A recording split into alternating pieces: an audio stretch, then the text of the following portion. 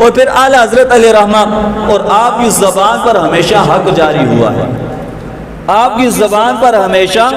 حق جاری ہوا ہے۔ اعلیٰ حضرت عظیم البرکت الشاہ امام احمد رضا خان فاضل بریلوی علیہ رحمہ،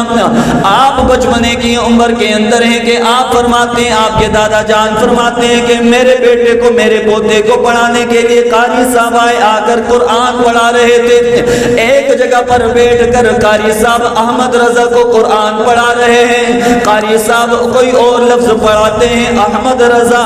اس کے اعراب دوسرے پڑھ رہے ہیں، یعنی اعلیٰ حضرت زیر پڑھ رہے تھے لفظ کے نیچے اور قاری صاحب جو ہے وہ زبر پڑھا رہے تھے۔ دادا جان نے بلایا، قاری صاحب کو بلایا، احمد رضا کو بلایا، بلا کر قرآن پاک بھی منگوایا، منگوا کر دیکھا۔ اس کے بعد امام اہل سنت کے دادا جان فرمانے لگے، قاری صاحب احمد رضا یہ جو پڑھ رہے ہیں یہ درست پڑھ رہے ہیں، یہ کاتب کے لکھنے زبر لکھ دی گئی ہے، یہ لکھنے کے اندر غلطی ہو گئی ہے۔ پھر اپنے بیٹے کو، اپنے پوتے کو بلایا، احمد رضا کو بلایا، بلا کر پوچھنے لگے، اے میرے پوتے یہ تو بتانا، قاری صاحب تو بڑا زور لگا رہے تھے کہ تیری زبان کے اوپر زبر جاری کر دے، لیکن تو زیر ہی پڑھتا جا رہا تھا، اس کے اندر کیا معاملہ ہے؟ احمد رضا فرمانے لگے، او میرے دادا جان،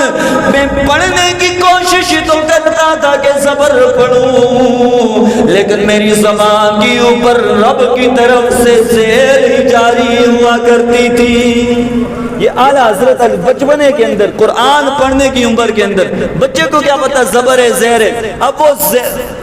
زبر پڑھ رہا ہے لیکن زبان پر وہی زیر جاری ہوتی ہے۔ کیوں کہ احمد رضا سے رب ذوالجلال نے دین کا کام لینا تھا، اس لیے احمد رضا کی زبان پر کبھی حق کے سوا باطل کو جاری فرمایا ہی نہیں ہے۔ صرف اگر احمد رضا کی زبان پر جاری ہوا ہے تو میرے رب نے صرف اور صرف حق ہی کو جاری فرمایا۔